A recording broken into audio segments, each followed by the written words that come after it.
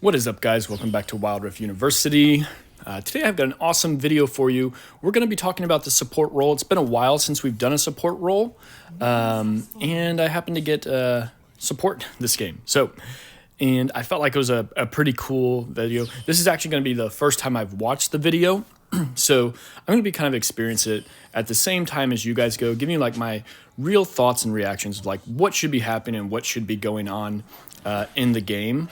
And like how I personally would approach it without even like really knowing what's going to happen, because I did this video about probably a week or two ago. So as you can see, we're going against a Corki and a Thresh. So my main thought right away and right off the bat is going to be I need to just engage hard on this Corki and try and put as much damage on him as possible. I know the Thresh is probably going to try and get some cheese damage on me also. So I'm looking for ways that I can poke, because I kind of feel like we're stronger earlier than them. So I want to go in on them. And then the other thing that I kind of want to do is when the Thresh goes in on the Kai'Sa, I'm going to try and go in on the Corki. It's going to kind of be like what my thought process is. And we get kind of a really bad trade. We didn't really fight well with each other. So like, let me go back and kind of like break this fight down and what exactly kind of went wrong in it real fast. So here we go.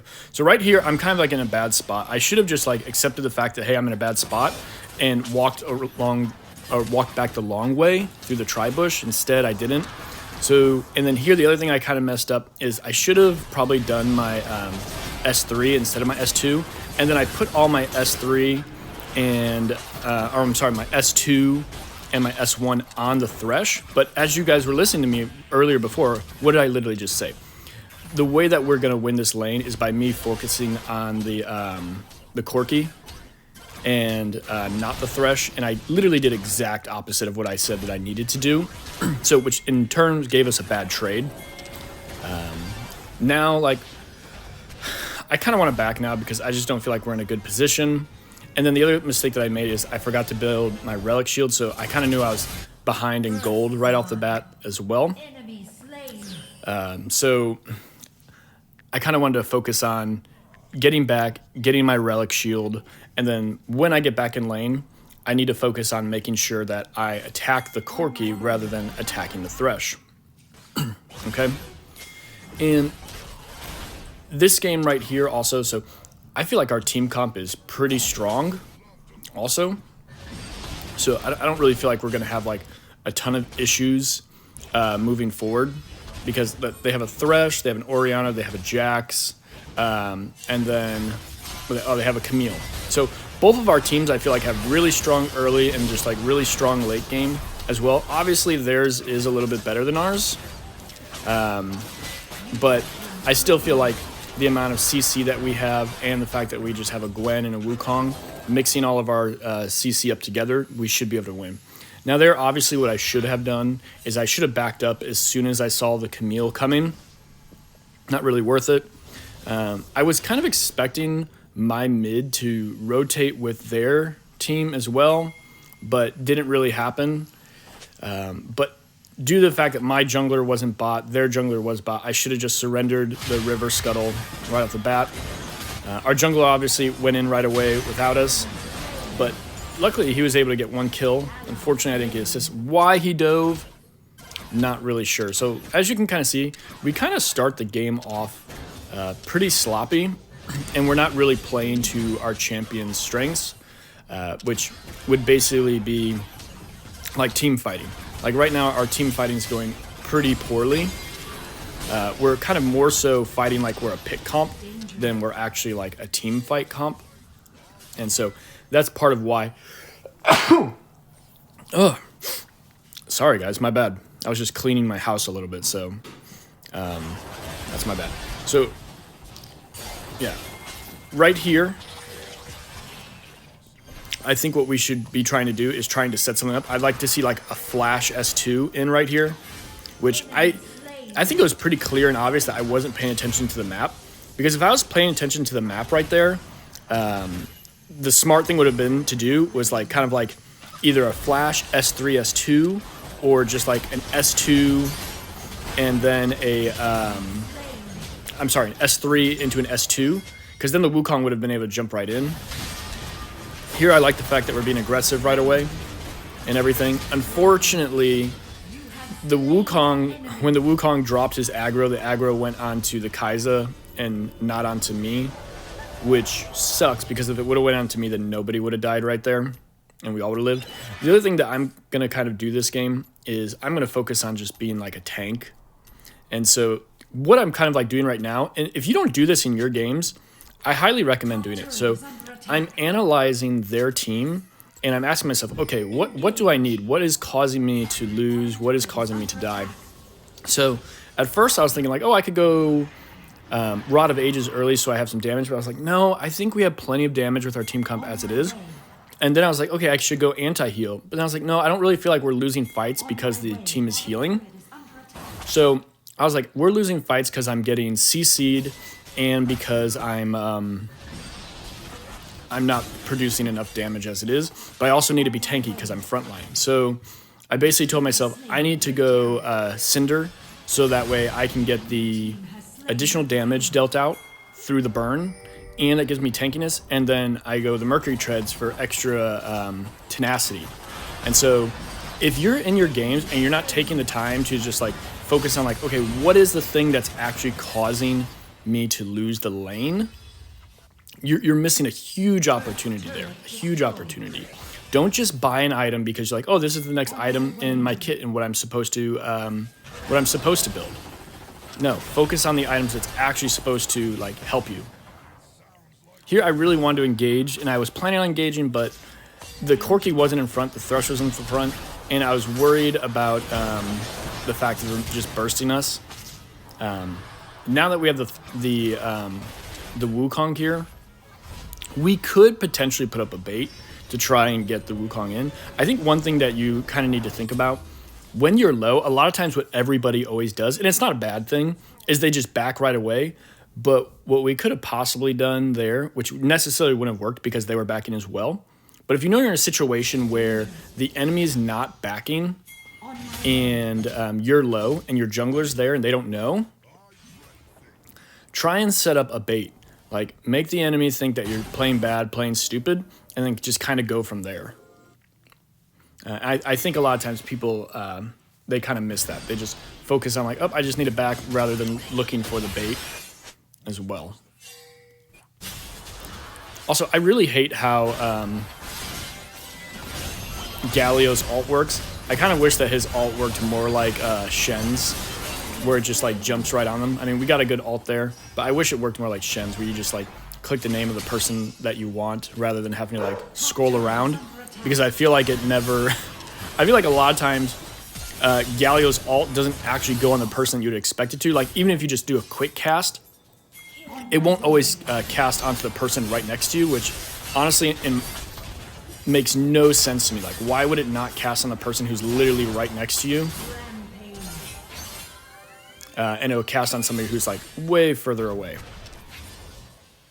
Here, unfortunately, the Corgi literally gets away like by the hair of his chin. Oh no, our Riven actually got him.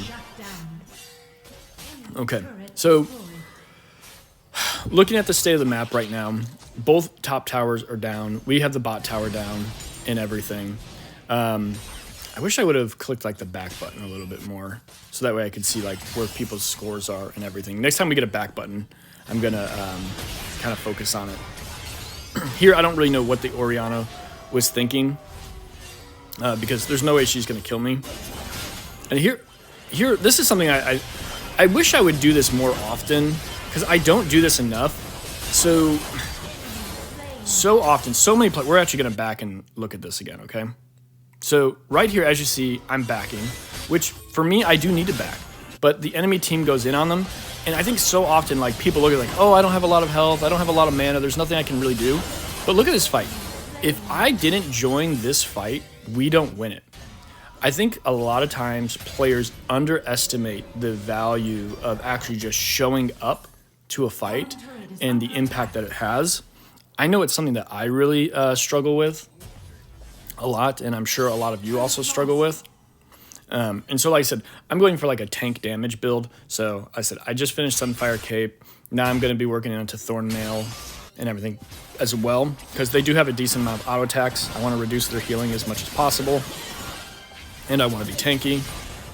So that's kind of like where my thought process is. Actually, here, let me scoot that back real fast. I just want to, so that I can pause and show you guys what the scorecards and everything look like. This is another thing that a lot of players really, I think, struggle with, is taking time to actually pause while you're playing and look at the scorecard. Excuse me. See what's going on. Like, what is the enemy team building? What are you building? By knowing what the enemy is building and what you're building, it's going to give you, it's basically giving you a map on how you need to build. Like I said, you can't just build just to build. You need to build based on what you need to do to stop the enemy. I'm looking at their team comp right now. Jax and the Camille are building heal items. I need to build anti-heal, which is exactly what I'm starting to work on building as well. So taking the time to look at that, and also like looking at who's strong.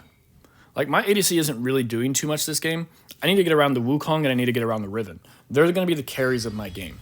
Taking the time to focus on like, hey, who's carrying this game, and let's work around those players and let them carry the game. That's really how you need to do. And a lot of times people get so focused on like, hey, what's my role? What am I doing? And they don't focus on like, hey, how do we win the game? How do we end the game? I see that all the time. Players not focusing on like, how do I actually end this game? And how we end the game is basically sticking with the Riven, sticking with the Wukong. They're the ones who are actually going to be able to end the game. Here I actually upgraded the wrong ability, which was kind of annoying. And then right there, as you see, tanking, tower damage, and everything. We're basically just able to kind of do whatever we want this game because we're fighting so well as a team. And as you can see, I'm positioning really well and getting to my team to make sure that like I'm stunning the team. And also, I don't know if you realize, I'm sure lots of you do this because like, I don't know if you're noticing how I am spacing out my abilities as well. A lot of times players, they just blow all their abilities right off the bat versus actually spacing them out. And the reason why you want to space them out is because you're allowing yourself to actually create more CC. And sometimes like where you saw I was charging my S2 longer, parts of the reasons why I was actually charging it longer, it wasn't so much so because I knew they weren't really in a position right away where they're going to kill them. And they were still kind of focusing me. So I was like, I'm going to let them focus me longer. And then my team can continue to do damage. And then once they start to change their sights, then I'm going to focus. And here what I'm doing basically is something I don't see a lot of players do, unfortunately, even sometimes in high elo. I'm zoning off the jungler. Well, I wasn't. The jungler died, but like I'm zoning off the enemy team. So that way they can't engage. Like if you're a tank or a champion with lots of CC and your team's doing objective, you don't really need to be auto-attacking the ability with your, or the objective with your team. Zone the enemy team as well. And now the other thing that I kind of want to show you guys, item pathing, okay? Item pathing as a support. Man, they didn't show it. So I just finished Bramble Vest, and now I just built Megatron Cloak. What I'm doing now is I'm building Mask. And the reason why I'm building Mask is, one, it's going to help me create more damage. Two, I know it's going to help the Gwen get more damage as well. And I know late game, Gwen is going to be basically like our saving grace, because if they get to super late game, their team's stronger, and Gwen's really the only one who's going to be able to like fight them off. So I'm trying to get Gwen stronger now by finishing Mask early, and I'm not super worried about finishing Thornmail as much as I'm like thinking about like building Mask. And like I bet you that's what I'm going to do. I don't know for sure, but that's kind of like what my thought process is, just like watching this game at this moment. This is what's going through my head right now. So I'm betting in game that's what's going on in my head as well. And like I said, these are the types of things, if you think about these things, they make a huge difference. just in the game and how the game will react. Because once I finish Mask, it's going to allow my Gwen to do so much more damage as well. And then there, that was just embarrassing. I just screwed up, honestly, is all that really happened. But I actually make some really solid plays here. This was actually a really solid. But I should actually probably clip this because this was literally support versus a jungler. I'm just building tank and like literally just walks right into it. And there's no reason why he should have lost to me other than the fact he just got outplayed. So here, let me pause this. So yeah, as you see, like I'm going towards Mask right now because Mask is going to increase my damage and it's going to increase the damage of my Gwen. Just like I said, like it's what I'm focusing on. Oh, what the heck? Oh, okay, I know. I don't have any armor yet, so I'm at least building the armor side. I hope that I finish the Mask first. We'll see if I do that, but honestly, like I would rather see myself finish the Mask first. It's not really like a big deal. Like I know I'm talking a lot about the Mask, but this game's pretty won. It's 22-8. But basically, just think about it. Like if this was like a close game or a game where it made a really big difference, building that Mask would it would make a lot bigger difference than it does in this situation. So for you guys to like kind of talk about that, bring it up, and be like, hey guys, think about it like this, that I still think it's kind of like a good thing to do. Because I think a lot of people don't actually focus on like how important the itemization building is. Because if we weren't winning this game, completing the Mask a little bit early to try and give the Gwen a little bit more of a power spike a little bit earlier isn't necessarily a terrible idea. They don't do a ton of damage because they only have like, you know, the Corki really for like a lot of their AP damage. But they do have the, early the Corki. Late game, the Orianna would hit pretty hard. But guys, I kind of wanted to show you this game because I haven't done a support game in a while. And that was kind of a fun support game because my last support game I did was, it was of a mage support. This was kind of like a tank support game. So I wanted to kind of show you guys a tank support game as well. And then it was also kind of funny because this game I got matched up with my friend Soul and matched up against my friend Woodbin. Both super good players as well. Basically everybody in this queue right here is a previous season challenger or super high grandmaster, one of the two. Anyways, guys, I hope you enjoyed this game. Hope you enjoyed some of the breakdown of it, and I hope you learned something. I'll see you in the next video. Peace.